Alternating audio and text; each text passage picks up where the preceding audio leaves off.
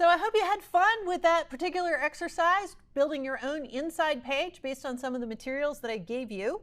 I'm going to talk through my particular answer using the mosaic style layout, and then we had that one grid cell that had the text inside of it. So let's take a quick peek into how I put that page together. In the HTML, what I've done is recycled the headers that I had from the previous layout of the website and all of the CSS that went along with that. So that is the header, and I kept down here the footer of the web page as well, which we coded in the Flexbox portion of the course. These two particular layouts, the header and the footer, work really well in Flexbox. I didn't really feel a need to recode those inside of Grid, so I just left them alone. The concept of a series of rows stacked on top of each other worked with this particular design of the website, so I kept that concept as well.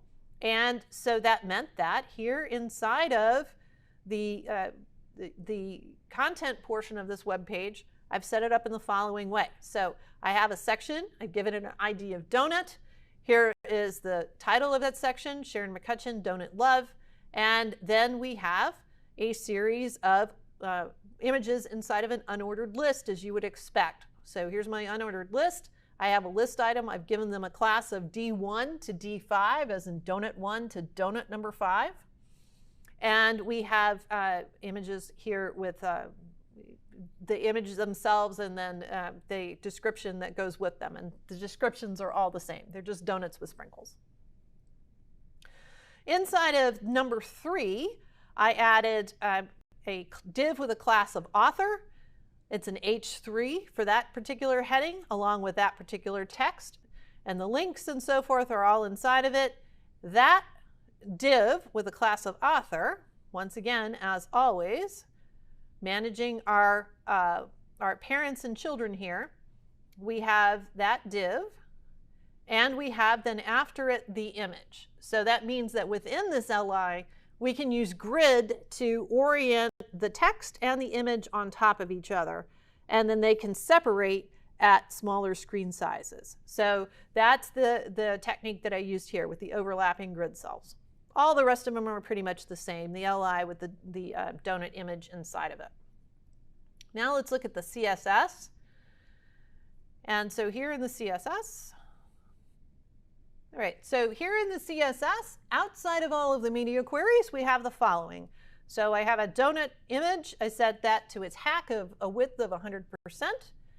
The UL winds up being my grid parent or the grid container, and the LIs wind up being my grid items. So here outside of the media queries, all I've said is display is grid with a 1 rem gap and one single column of 1 fraction wide. That's all I did here. And specifically for D3, I set it on its own row. So make sure it displays on the first row of that particular cell.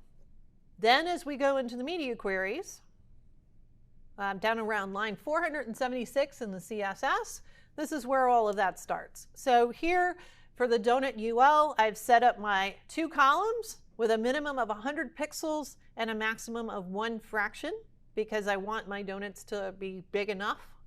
And then I've spelled out exactly where I want each one of those images to display. So I'm not anticipating an unknown number of images. This is an art site. I have 5 images. Those are the 5 that we're going to display, and I've set them up to display in a lovely sort of way.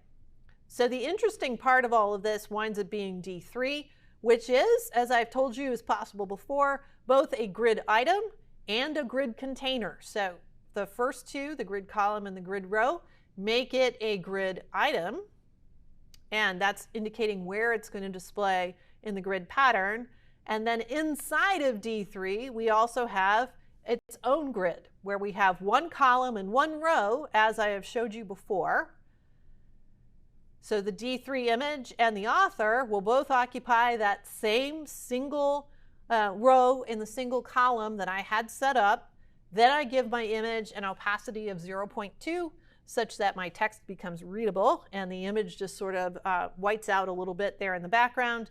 And then make sure that the author text shows up on top. Give it a little bit of padding. Give it a Z-index so it shows up on top of the image and not behind it. That's really important. When you take a look at this, because of the opacity, without the Z index, let me show you what happens. If we just did that much there, let me show you this in the default browser. So this is coded up with a couple of links, but notice that because of the opacity of the image, it looks like you can read this text just fine, it's no big deal, but the links are unclickable unless you add that bit of CSS there. So if we put in that Z index and then refresh our web page, now those become clickable links. So even if it looks right, make sure you test it. Make sure you can mouse over those links. Make sure that they are actually clickable. Otherwise, you need to adjust your Z index.